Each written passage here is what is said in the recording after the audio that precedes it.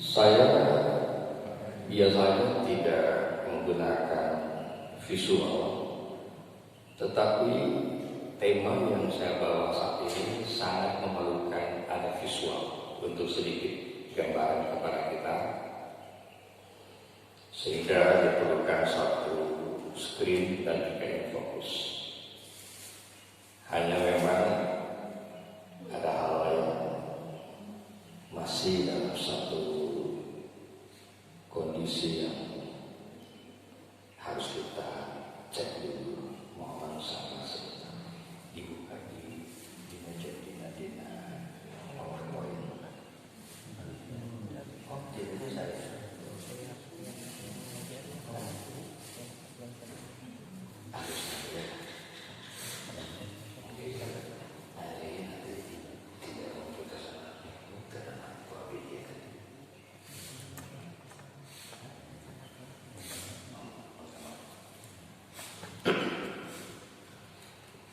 Jadi saya mencoba berbicara tentang bagaimana kita meraih ketakwaan, di mana takwa itu adalah bekal yang harus kita bawa saat kita pulang. Di mana Allah sudah menyatakan dalam surah Al-Baqarah 197, "Wa tazawwadu fa inna khairaz taqwa." Berbekalah kalian, bekal terbaik adalah ketakwaan. Dan memang kita pasti akan pulang, suka tidak suka, mau tidak mau, kita akan pulang. Pulang, sudah tentu harus ada yang kita bawa berdasarkan ayat tadi, wa tazawwadu fa inna khairaz taqwa, Al-Baqarah 197. Berbekalah kalian dan bekal terbaik ketakwaan kepada Allah. Oleh karena itulah kita terus berusaha agar langkah-langkah kita ada langkah-langkah menuju ketakwaan kepada Allah.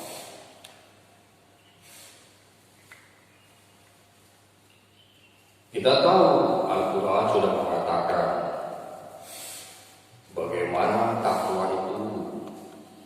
Siapa saja orang-orang yang disebut orang bertakwa. Sejak pertama surah yang kita baca dalam Al-Quran setelah Al-Fatihah, Al-Baqarah sudah menyebutkan di sana, alladzina yu'minuna bil ghaib wa yuqimuna ash-shalata wa mimma razaqnahum yunfiqun. Orang takwa itu adalah yang beriman kepada hal gaib, salat dan bersedekah. Itu adalah salah satu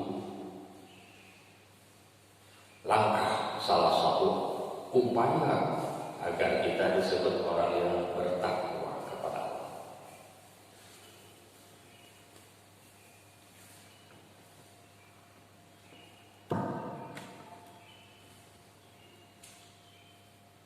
Tetapi Allah juga ternyata dalam Al-Quran memberikan isyarat, petunjuk kepada kita untuk mencoba kita meraih takwa di dalam kehidupan kita.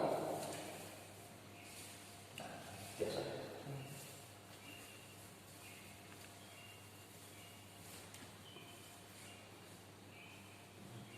Sebagaimana Allah sebutkan dalam surah Yunus ayat 6. Allah berfirman, "Inna fi ikhtilafil laili wan nahar wa ma khalaqis samawati wal ard la ayatin liqaumin yattaqun." Yunus ayat 6. Sesungguhnya pertukaran malam dan siang, bergantinya siang dan malam, dan apa yang Allah ciptakan di langit dan di bumi, itu adalah ciri-ciri ayat-ayat Allah untuk orang-orang yang bertakwa.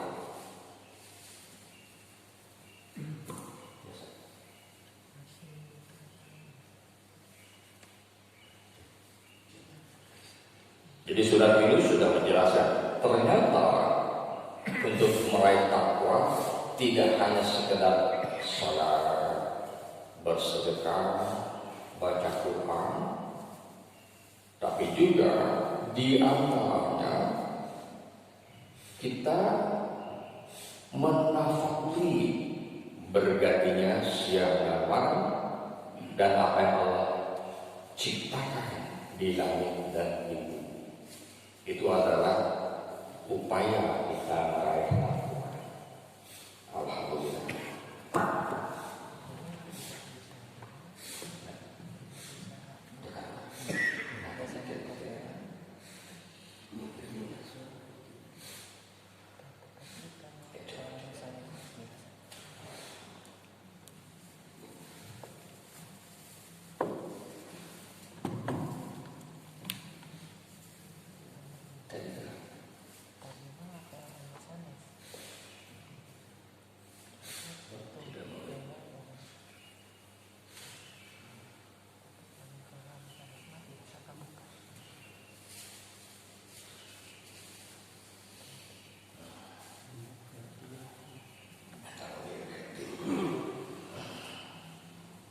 Maaf Bapak-Bapak sebentar.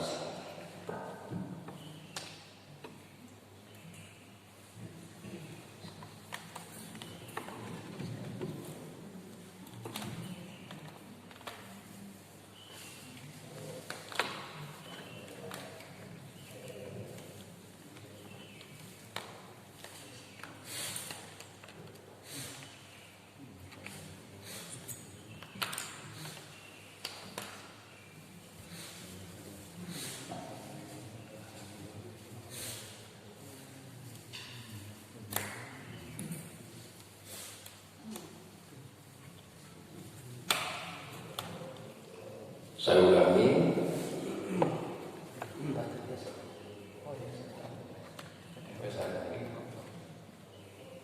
bahwa selain daripada apa yang Allah sebutkan dalam Al-Quran, Yunus ayat 6 menyebutkan bahwa ketakwaan itu diantaranya bisa diperoleh dengan senantiasa menafakuri pergantian siang dan malam dan juga memperhatikan apa yang Allah ciptakan di langit dan di bumi.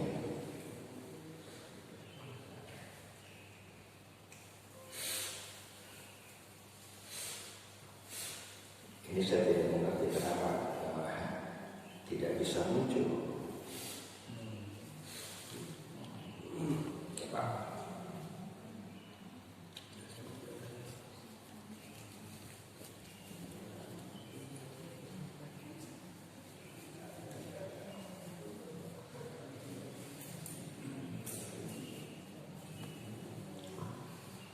Jadi ketakwaan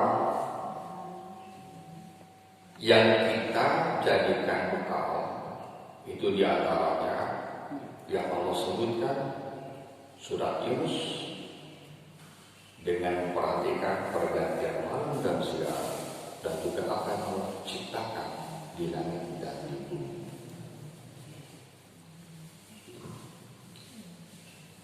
Artinya perhatikanlah ayat-ayat Allah atau apa yang Allah ciptakan di langit dan di bumi.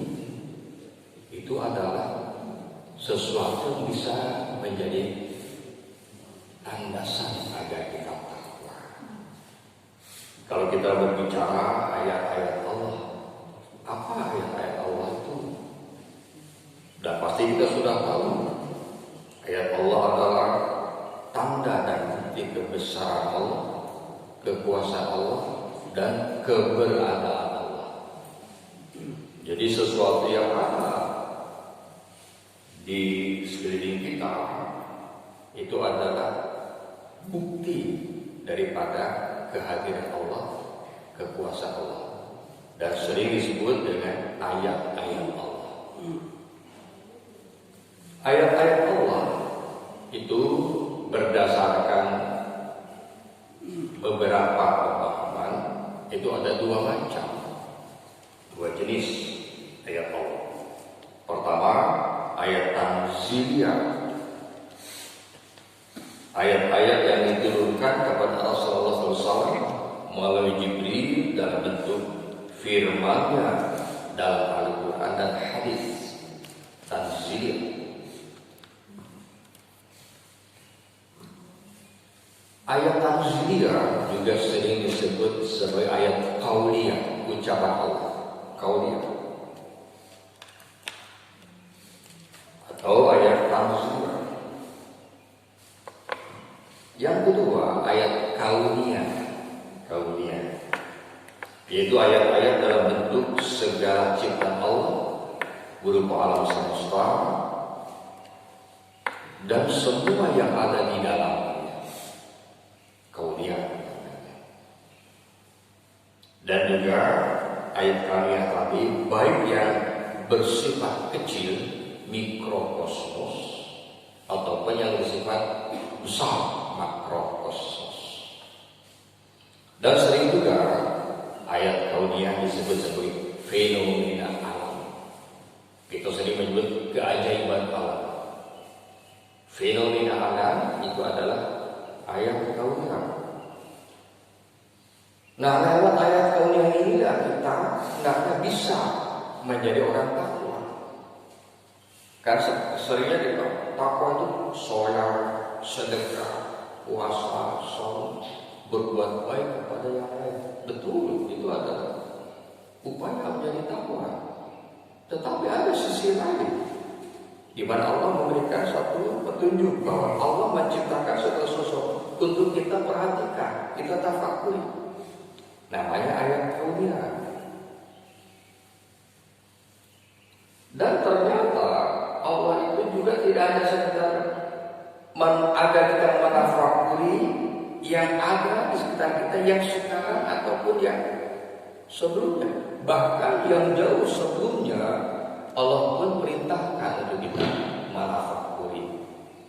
Di antaranya bagaimana kita bisa mengetahui kok ada alam semesta. Misalnya kita malam hari dalam suasana yang cerah melihat ke angkasa, kita bisa melihat bintang-bintang atau bulan. Sekarang sedang purnama bulan. Itu pun adalah ayat kauniyah yang barangkali kita jarang bertafakur tentang ayat tadi. Nah, oleh karena itulah kita berusaha selain getol sholat, getol saum, baca Quran, juga kita mencoba jangan melewatkan apa yang ada di sini. Bahkan Allah sudah berbicara tentang munculnya alam semesta. Apakah alam semesta tiba-tiba saja begitu muncul? Ujung-ujung saja ada? Sudah tentu ada yang menciptakan. Dan menurut penelitian para ahli, alam semesta yang kita lihat ini itu terbentuknya sekitar 20 miliar tahun yang lalu. Kita boleh percaya, boleh tidak. Itu namanya penelitian para ahli. Alam semesta yang terbentuk berdasarkan satu teori yang sangat populer, namanya Big Bang Theory, teori ledakan besar. Jadi kata Allah, tadinya alam semesta ini bentuk padu satu, kemudian dia meledak, sehingga disebut sebagai Big Bang Theory, teori ledakan besar. Setelah meledak bagaimana? Setelah meledak terpecah-pecah alam semesta tadi, dan muncullah satu kondisi yang disebut dengan adanya kabut. adanya gumpalan kabut di antara pecahan alam semesta tadi yang disebut dengan dukhan.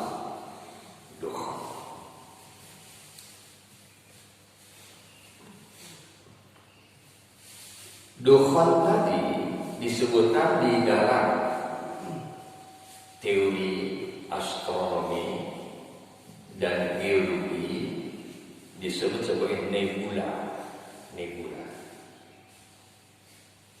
Dalam surat dan Al-Quran sebutkan bahwa Allah menciptakan kabut yang kemudian kabut tadi terpisah-pisah menjadi apa? Menjadi pecahan-pecahan, kemudian memadat dan menjadi benda-benda langit yang disebut dengan planet. Itu ada, dan Allah sudah menyebutkan dalam Al-Quran. Tadinya dari dukhan atau kabut pilih, kemudian terpecah-pecah menjadi benda langit yang disebut dengan planet. Dan dalam satu penelitian astronomi atau geologi, bahwa ternyata dukhan tadi membentuk satu kumpulan galaksi. Di antara yang kita berada di dalamnya adalah galaksi Bima Sakti. Dalam galaksi Bima Sakti tadi terdapat serangkaian planet-planet yang Allah ciptakan. Nah, kita misalnya suka melihat yang paling sering kita lihat apa? Matahari dan bulan. Itu kan paling sering.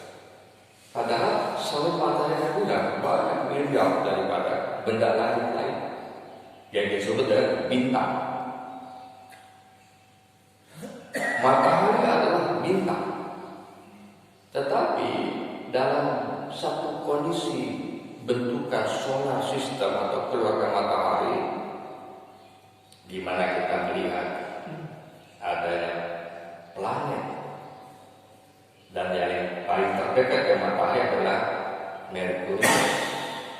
Saya tidak bisa mengatakan yang Merkurius. Padahal waktu minggu lalu di tempat lain bisa muncul pada visualnya. Merkurius, kemudian Venus, baru bumi kita.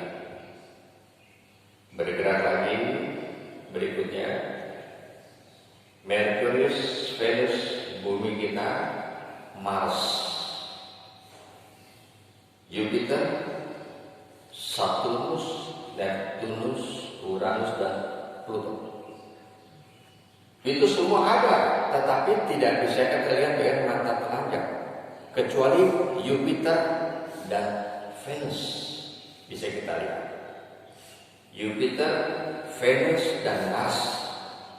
Jadi kalau bapak-bapak ibu-ibu misalnya malam cerah, perhatikan di langit biasanya di atas kita, persis di atas kita untuk waktu tertentu ada sebuah benda langit yang dia bercahaya warnanya kuning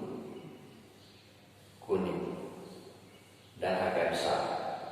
Itu adalah Jupiter. Kalau Venus kapan dia muncul? Kalau subuh hari, kalau kita ke masjid, lihatlah ke arah timur. Di timur itu ada bintang yang bercahaya. Itu Venus. Kalau maghrib dia ada di barat, Venus itu. Sering kalau misalnya waktu saya masih kecil, Venus itu bintang timur. Kalau di barat bintang senja. Venus, tetapi sekarang cuaca memang tidak mendukung, agak susah kita melihat planet tadi. Bahkan bintang pun yang biasa sering kita lihat begitu gemerlapan di langit agak sulit sekali. Nah, itu adalah benda langit yang dibuat oleh siapa? Allah. Jadi kalau bisa kita menafakuri keberadaan benda langit tadi yang kita sebut ayat punya atau fenomena alam, boleh kita Saha ieu teh anu milikna Allah. Ya, gitu. Jadi dengan kita memperhatikan ayat-ayat Allah, menafakurinya, membuat kita takwa.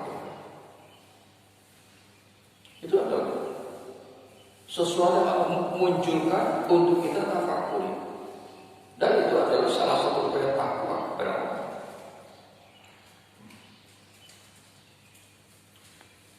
Jadi kalau misalnya suasana sangat cerah, sangat baik, kita akan bisa melihat cita Allah yang ada di luar yang barangkali sering kita lewatkan karena kita selalu begitu getol sholat pada uang sultan dan mulai hidup kita lewat saja pada seluruh bintang yang berlaku.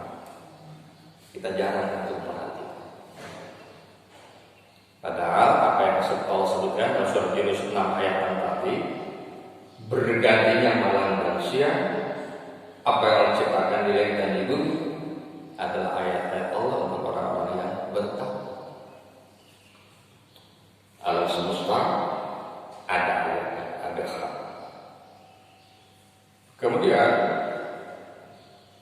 kita tidak berbicara Mars, Venus, Jupiter, tapi kita berbicara bumi kita, di mana kita berada di dalamnya. Allah sudah menyebutkan walaupun makanan fil ahli wajalan fiha ma'ajish kalilan matashkur. Surah Al-A'raf. Sungguh kami telah ciptakan bumi untuk kalian tinggali, dan kami jadikan bagi kalian ma'ish, penghasilan. Walakin tashkur, tetapi banyak yang tidak bersyukur. Jadi banyak juga yang tidak menafakuri keberadaan kita di bumi. Padahal di bumi Allah ini banyak ayat-ayat kauniyah yang bisa kita jadikan sebagai upaya meraih takwa. Di dalam surat Fussilat ayat 57, ayat Allah sudah berfirman, Alhamdulillah minasyaitonir sanurihi ayatina fil ufuq wa fi anfusihim. Kami telah perlihatkan kepada kalian ayat-ayat kami fil ufuq. Ufuq disebut kaki langit, kaki langit. Diterjemahkan juga seluruh penjuru bumi, ufuq. Dan kata Allah, kami telah perlihatkan kepada kalian ayat-ayat di ufuq. Artinya seluruh penjuru bumi ada ayat Allah yang disuruh untuk kita perhatikan. Wa fi anfusihim, dan juga di dalam diri kamu sendiri ada ayat-ayat Allah. Fussilat 53. Artinya fenomena yang Allah perlihatkan selain di bumi atau seluruh ufuk dan penjuru langit juga dalam diri kita. Surah Yunus ayat 5 Allah menyebutkan waladzi ja'ala syamsa diya wal qamara munira waladzi ja'ala syamsa diya wal qamara nur wa qaddara manazila lita'lam ada sin wal hisab. Dialah yang telah menciptakan langit, menciptakan matahari bersinar dan bulan bercahaya. Apa bedanya bersinar dan bercahaya? Kenapa Allah menyebutkan waladzi ja'ala syamsa diya wal qamara nur? Allah menciptakan matahari bersinar dan bulan bercahaya. Beda kan? Berdasarkan keilmuan, bersinar itu artinya dia mengeluarkan energi. Matahari kan dia mengeluarkan energi untuk menghidupi bumi. Sedangkan bersinar dia adalah memantulkan cahaya bercahaya, jadi memantulkan sinar. Bulan dia tidak bisa mengeluarkan energi, dia nampak karena ada pantulan sinar matahari. Makanya disebutkan Allah menciptakan langit, menciptakan matahari bersinar dan bulan bercahaya. Di tangan ada di sini wal hisab untuk kalau mengetahui perputaran hari dan tahun. Nah, jadi adanya matahari dan bulan di antaranya agar kita tahu perhitungan hari dan tahun. Nah, tanpa terasa kita sudah mau berakhir tahun Masehi, kita akan masuk tahun yang baru. Itu terjadi karena perputaran matahari dan bulan. Dan kata Allah, perhatikan, itu ada ayat-ayat kami, kata Allah.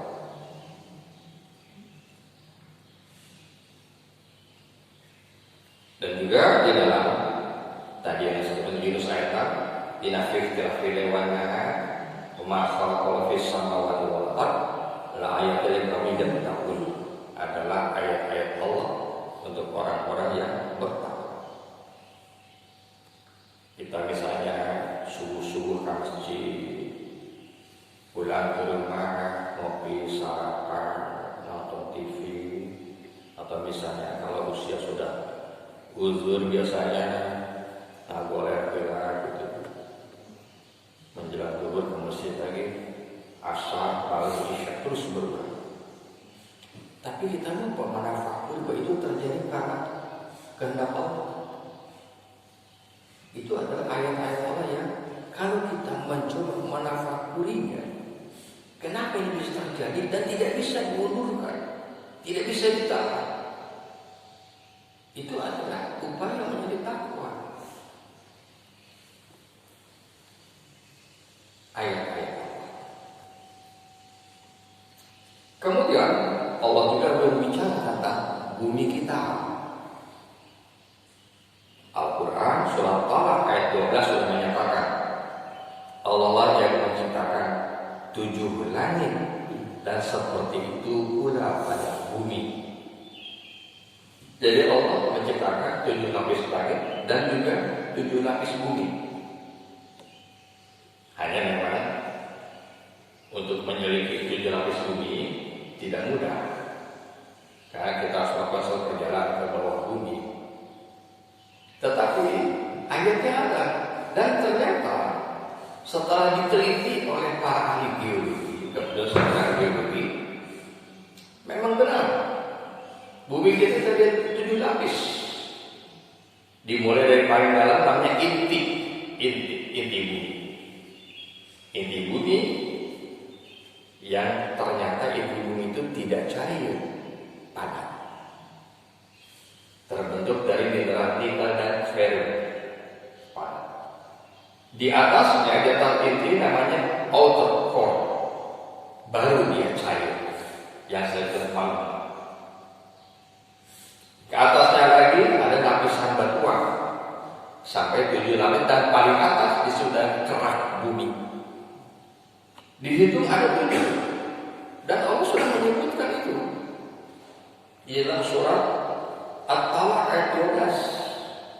Allah menciptakan 7 lapis langit dan juga bumi seperti itu. Dan ternyata memang setelah diteliti oleh para ahli, benar bumi kita ada 7 lapis. Hanya memang kalau kita mau melakukan perjalanan ke pusat bumi memang bukan hal yang mudah. Begitu kita sampai di outer core yang magma, meleleh kita.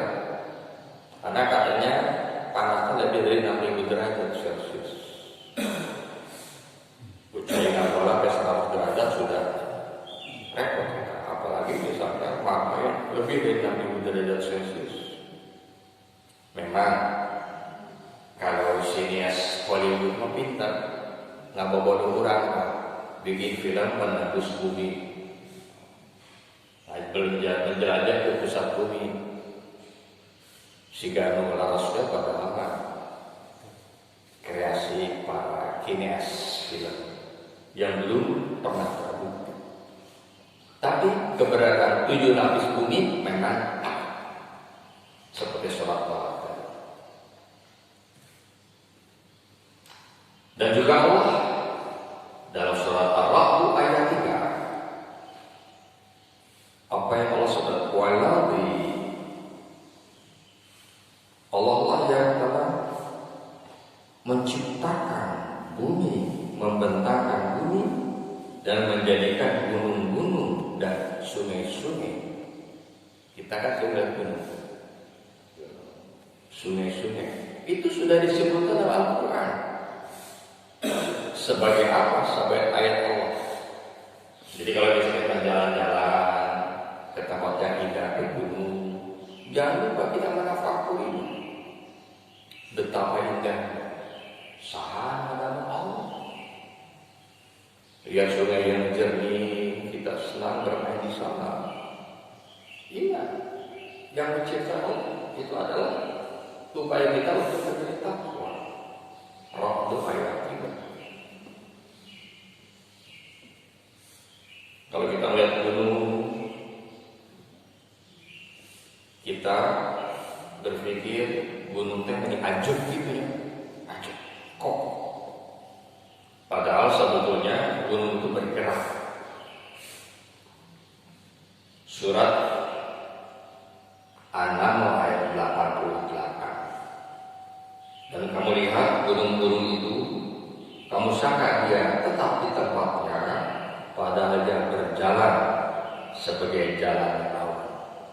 Ternyata gunung itu bergerak. Nanti saya jelaskan kenapa gunung bergerak. Tapi Allah sudah menyebutkan An-Naml ayat 88. Dan juga dalam surat Al-Kahfi ayat 67, Allah menyebutkan, bukankah aku telah ciptakan bumi sebagai hamparan dan gunung sebagai pasir. Al-Naba ayat 6 dan 7. Di situ sebutkan gunung sebagai pasir. Dalam ayat lain, An-Nahl ayat 18, gunung sebagai pasir untuk menyeimbangkan bumi kita. Jadi apabila tidak ada gunung, ada bumi. Tapi dengan adanya gunung-gunung yang Allah ciptakan, maka keseimbangan terbentuk bumi kita. Melakukan putaran mengelilingi matahari itu stabil, berrotasi dia juga stabil. Tetapi tidak ada gunung, itu dia akan melakukan gerakan yang tidak jelas. Sehingga kalau gerakan benda langit tidak jelas, terjadilah tabrakan yang bisa membuat hal-hal yang tidak baik, yang kita sebut kiamat sugra, kiamat kecil. Dan juga sering Allah memperlihatkan ciptaannya yang menurut kita ajaib, ajaib luar biasa. Surat Al-Fatir ayat 27 menyebutkan,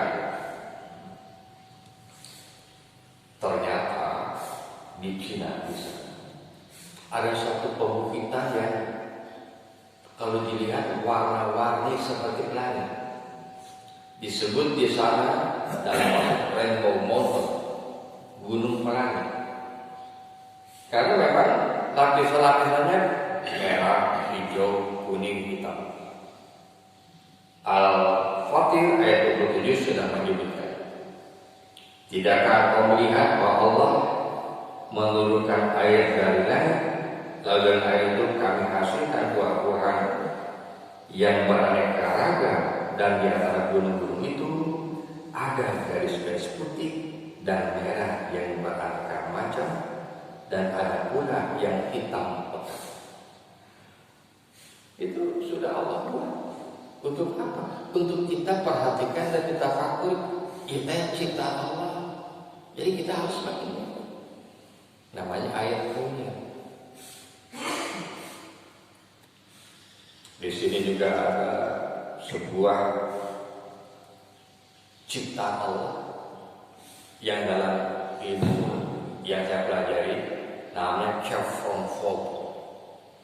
Bapak-bapak yang dulu mungkin pernah tahu ada rokok chevron, pernah tahu ada rokok chevron, atau pernah melihat pangkat-pangkat di sini. Pangkat tentara dulu kan bentuknya seperti itu, seperti V terbalik. Kalau V kan ini terbalik, itu namanya chevron. Chevron. Jadi dalam ilmu geologi itu adalah lipatan chevron, bentuk seperti itu. Dan itu ada, saya pernah melihat ketika saya survei di lapangan. Kalau tidak salah di Sungai Ciliwung, Sumedang, daerah Tombo, itu ada suatu bukit. Dan saya lihat berdasarkan ilmu geologi saya, itu ada bentuk-bentuk yang melengkung di bukit tadi, yang berbeda warnanya, melengkung. Yang di dalam ilmu geologi itu saya sebut antiklik dan sinklik. Bentuk-bentuk ada nampak warna berbeda, warna terang, warna gelap. Chevron fault juga seperti itu, hanya dibentuk seperti kerucut.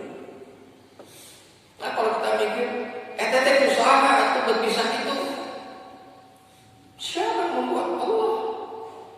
Makanya Allah juga perintahkan agar kita memperhatikan ayat-ayat karunia, agar kita mengamalkan Allah itu begitu hebat, dan kita harus bersyukur jadi hamba Allah. Luar biasa, asal luar biasa, lagu luar biasa Allah. Sangat membentuk sesuatu, pokoknya Allah jadi kun fayakun. Sesuatu yang disebut ajaib oleh Allah tak ajaib, dan Allah Maha Kuasa. Nah, abad bisa itu dan biasa itu Allah.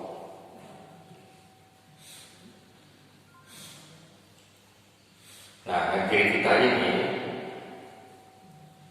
kan kemarin Semeru meletus,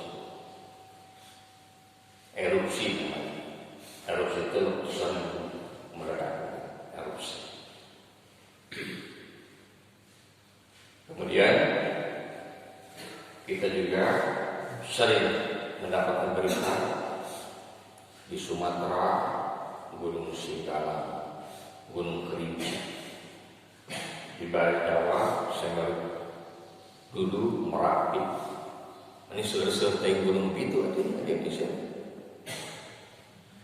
Indonesia adalah daerah yang rawan keberadaannya untuk terjadi gempa dan gunung meletus. Jadi misalnya kalau kita ngadoakan ke Allah, ya Allah mudah-mudahan daya gunung itu, atau misalnya jangan sampai misalnya tidak ada gempa. Posisi kita memang Indonesia berada di daerah gempa dan gunung api. Saya tidak bisa perlihatkan gambar.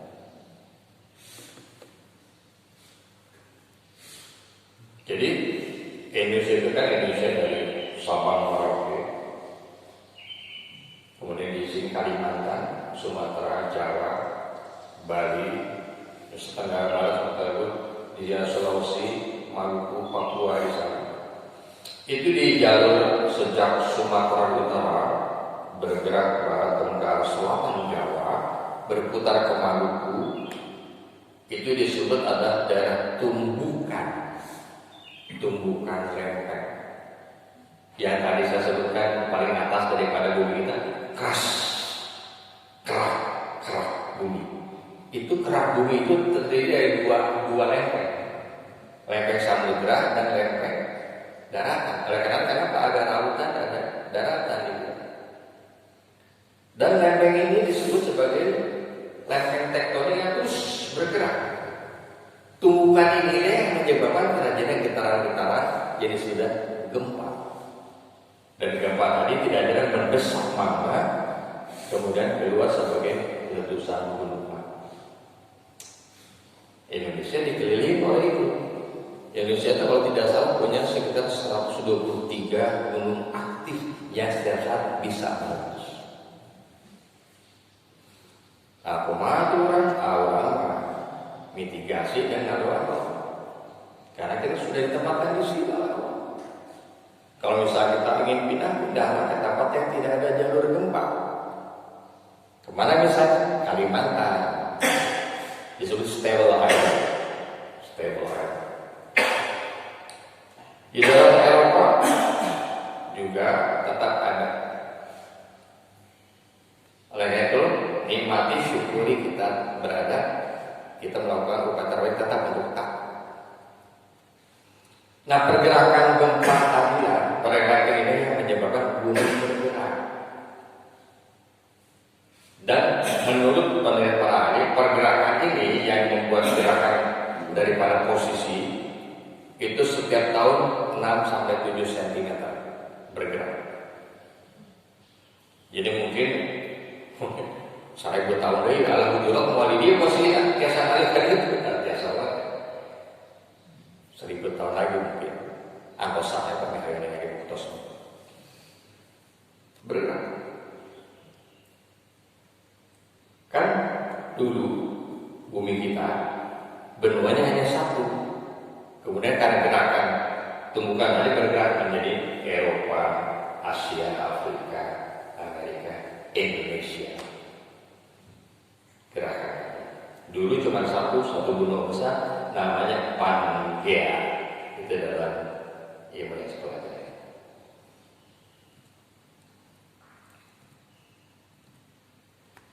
Oleh itu kita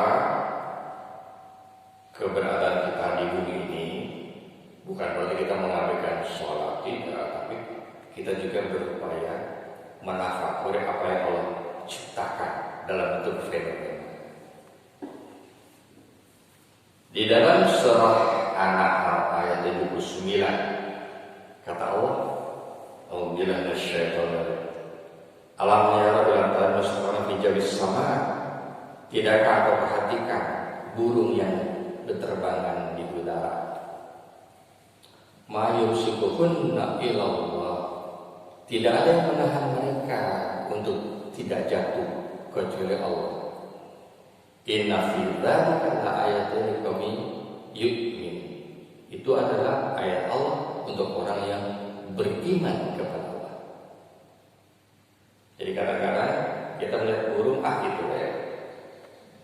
Jangan kita berpikir tiasa hiu bergeningan tos tidituna alamiah pada Allah. An-Nahl 79. Juga masalah awan yang sering bergerak disebutkan oleh Allah dalam surat Rum ayat 48. Tidakkah kau perhatikan awan yang dimana angin bergerak, meniup awan dan menggerakkan awan. Awan kan berubah. Perhatikan, sebentar saja bisa awan, beberapa menit sudah berubah. Tidak ada yang tetap berubah.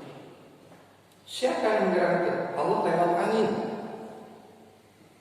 Dan kalau kita menafakurinya, insya Allah salah satu upaya takwa kita bisa. Dan juga dalam An-Nur ayat 45 di mana Allah menyebutkan dan Allah telah menciptakan semua jenis hewan dari air. Hewan di sini juga disebutkan termasuk manusia. Sebagian ada yang berjalan di atas perutnya, dan sebagian berjalan dengan 2 kaki, sebagian lagi dengan 4 kaki. Allah menciptakan apa yang dikehendakinya. Sesungguhnya Allah Maha Kuasa atas segala sesuatu. Innallaha ala kulli syai'in qadir. Jadi Allah itu juga menciptakan makhluk. Ada yang berjalan lewat perut. Pernah ibu melihat ayah satu berjalannya dengan perut? Pernah tidak? Sering kan juga di sini. Terang keong bu, keong itu berjalan dengan perutnya. Kalau di dalam istilah geologi, paleontologi, namanya gastropoda. Gastropoda itu berarti gastro, artinya perut dan podo, kaki. Jadi hewan tadi berjalan di mana kakinya adalah perutnya. Kalau yang punya dua kaki barangkali kita sudah sering melihat hayal, empat kaki juga banyak kuda. Tapi yang kadang-kadang kita tidak perhatikan ada hewan atau makhluk yang berjalan dengan perutnya. Itulah keong. Dan semua itu Allah yang menciptakan. Inna Allah kulli syai'in qadir. Allah Maha Kuasa. Ada satu cerita seseorang orang biologi, kawan saya. Dia sering ke lapangan. Di lapangan ternyata si gasok ngobrol sarang satu ayah si gasok ngobrol. Dia mungkin tidak ngerti apa yang diucapkan oleh sirih. Dan sebetulnya barangkali tidak mengerti apa yang diomongkan. Tapi yang dia coba bahwa dia sedang merasakan ada hewan lain yang muncul di depannya dan dia bergerak dan dia bisa berbicara. Hanya kita tidak mengerti. Siapa yang menciptakan Allah? Itu namanya upaya takwa lewat ayat Al-Qur'an. Kemudian di dalam ayat lain bagian Allah berbicara tentang kemampuannya, kehebatannya, kekuasaannya. Al-Baqarah 26. Inna Allah yastai ayyam tuliba masalah wama baudah. Jadi Allah tidak malu menciptakan sesuatu yang kecil, bahkan lebih kecil dari itu. Di situ disebutkan sebagai nyamuk. Kemudian juga masalah lebah Allah sebutkan dalam An-Nahl 68-69.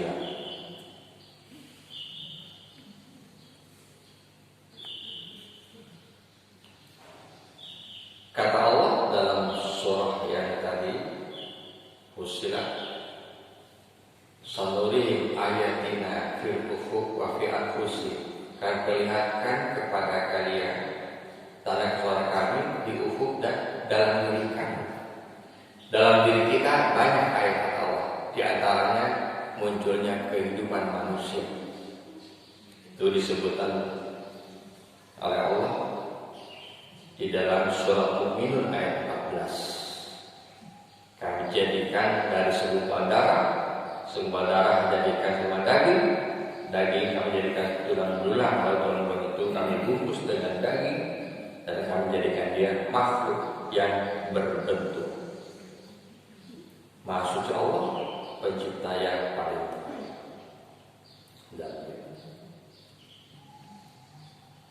Kemudian juga An-Nahl ayat 78. Wallahu akhrajakum min butuni ummahatikum la ta'lamuna syai'an.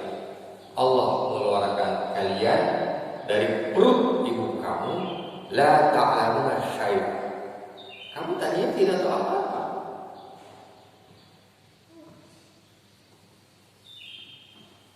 Muncul dari perut ibu, tidak tahu. Waja'alakum sam'a wal absar wal afidata la'alakum tashkurun. Dan Allah berikan, ciptakan kepada kamu sam'a, pendengar, wal basar, dan penglihatan, wal afidah, dan hati, agar kalian bersyukur. Jadi kalau misalnya kita ngendeng ningali sosok telinga kita masih normal, itu Allah tafakuri, insya Allah. Sehingga dengan kita melihat ayat Allah dan berpikir, kumaha ieu dan dengkil, kenapa bisa muncul, siapa yang menjadikan? Allah yang menjadikan. Jadilah kita namanya ulul albab, orang yang menggunakan akal pikirannya untuk mendekatkan diri kepada Allah. Dan di surat disebutkan di dalam surah Ali Imran ayat 190 191. Inna fi ikhtilafil laili wan nahar wa ma khalaqas samawati la ayatin inna fi ikhtilafil laili wan nahar. Ali Imran 160. Sesungguhnya di langit dan bumi, saya lupa ya. Inna fi khalqis samawati la ayatin li ulil albab. Sesungguhnya dalam penciptaan langit dan bumi adalah tanda-tanda ayat Allah di ulil albab. Alladzi yadhkurullah qiyaman wa qu'udan wa junubi wa yatafakkarun fi khalqis samawati wal ardh. Orang-orang yang mau berpikir tentang ciptaan ulil albab. Sehingga ayat Allah kita lihat dan kita pikirkan, jadilah ulil albab, dan ulil albab adalah upaya untuk menjadi tahu.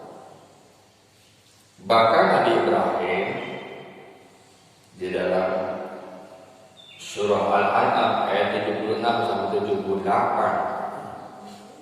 saat Ibrahim mencoba menguatkan akidahnya, dia melihat bintang malam hari. Oh, ini adalah Tuhan saya. Tapi siang muncul bintang hilang. Nah, saya tidak mau berdoa kepada yang hilang. Malam hari muncul bulan. Oh, ini lebih besar. Ini Tuhan saya. Siang muncul hilang juga. Oh, saya tidak mau bertuhan kepada yang muncul dan hilang. Siang muncul matahari, ini Tuhan saya. Dan kemudian matahari pun hilang. Maka Ibrahim menyebutkan, ini wajah lillahi fatarus samawati wal ardh hanifan musliman wa ma ana minal musyrikin. Aku menghadapkan wajahku kepada yang menciptakan langit dan bumi, menciptakan matahari, bintang dan bulan, dan aku tidak termasuk orang-orang yang musyrik. Ibrahim. Jadi Ibrahim melihat ayat Allah, berpikir, dan dia menyimpulkan bahwa dia harus beriman kepada yang menciptakan sesuatu. Nah, itu adalah salah satu upaya agar kita bertakwa. Ini ayat yang saya lupa tadi. Inna fi khalqis samawati wal ardh wa ikhtilafil laili wan nahar la ayatin li ulil albab.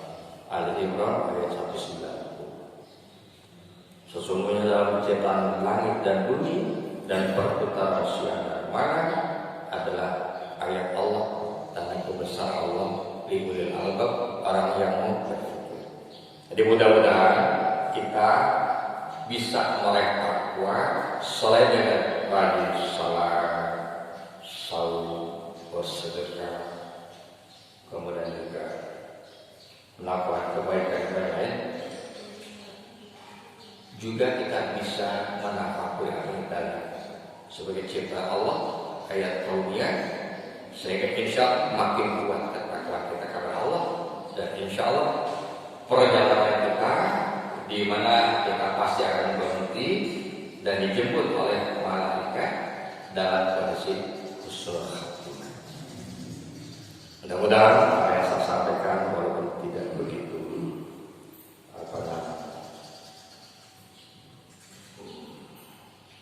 komunikatif, karena tadinya saya harapkan bisa bentuk visual, tapi bisa dimengerti dengan baik. Intinya takwa bisa kita dapatkan dengan kita menafakuri ayat-ayat Allah, ciptaan Allah. insya Allah kita bisa. Nah, mudah-mudahan kita semua tetap sehat, tetap semangat untuk berbuat baik dan beribadah. Dan juga apabila ada yang sakit, di antaranya istri dari Pak Rogi, katanya itu ujian dari Allah. Mudah-mudahan diberi kesabaran, kekuatan, kesolehan tawakal kepada Allah. Sebab tidak jarang sakit itu adalah anugerah dari Allah agar kita sering menyebut nama Allah. Segera disembuhkan dengan penuh berkah. Terima kasih. Mudah-mudahan kita bisa berjumpa kembali dalam kajian dan kita makin hari makin dekat kepada Allah. Nah, oleh artinya bagaimana? Selain daripada berusaha makin dekat kepada Allah, makin banyak kebaikan. Assalamualaikum warahmatullahi wabarakatuh.